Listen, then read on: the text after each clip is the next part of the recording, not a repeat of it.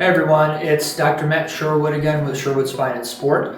In this video, we're going to be going over some exercises you can try at home that would actually diagnose and then also treat a disc protrusion or disc injury in the neck. So as we kind of went over last video, symptoms with this is usually more common in the younger population. As we get older, it's more likely to be arthritic based. The pain, if the disc is hitting a nerve, it can go down the arm, usually 1, 2, or 3 fingers, usually not every finger. Coughing or sneezing might hurt with this.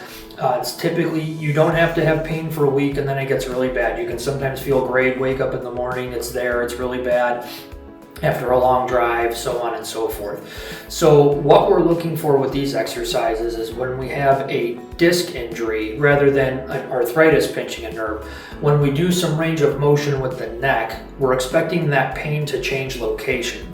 So for example, if the pain is in my shoulder blade area here, when we're going over these exercises I'm going to go over next, we'd expect the pain to either move more to the center of the neck, which would be a favorable response, a green light, or we'd expect it to stay the same in that area or go further down the arm or travel somewhere else, and that would be bad. That would be a red light, so we would not do these exercises. So these are just a quick way, if you're struggling with pain in the neck, that shoulder blade area, to know if maybe you have a disc protrusion going on, and then these exercises can help that healing process.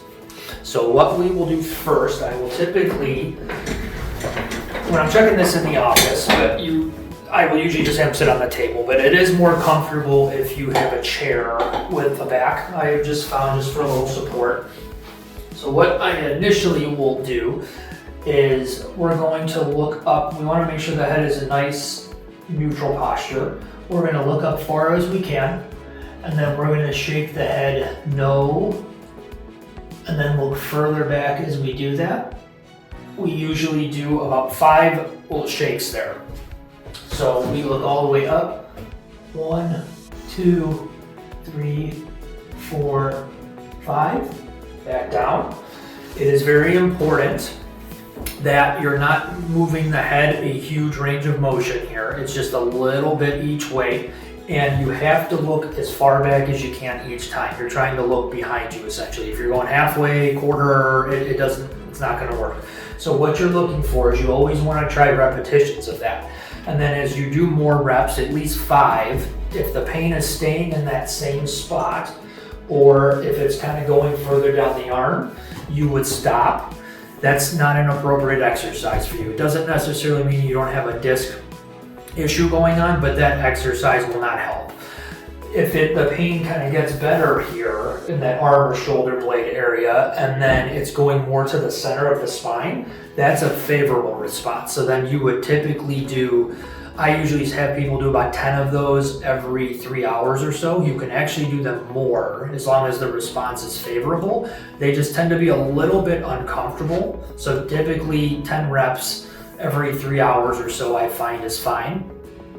And then in the office, some ways to just reduce discomfort is we'll just check the upper back, ribs, neck for any joints that are restricted or not moving properly.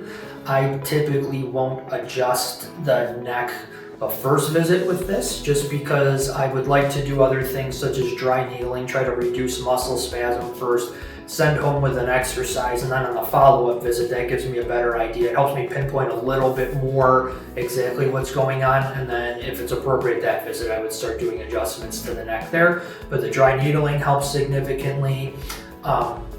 Sometimes we'll do some nerve mobilization or nerve flossing things if that's appropriate at that time. But that exercise is a particularly good one to start with because it helps with figuring out what's wrong, and then it can also be a treatment.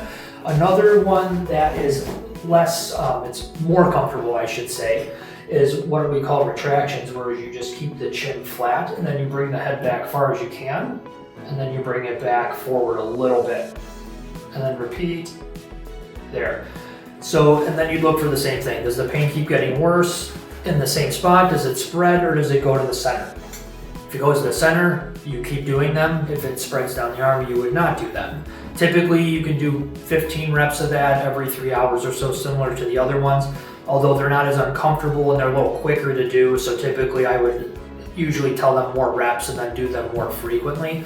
I don't find that one. I find that exercise works a little better as you're healing. I don't feel like it works as well when you first come in and it's more of a newer injury. That's just my experience. So those are 2 exercises you could start doing right away if you have neck, shoulder pain, arm pain, kind of assess and also treat.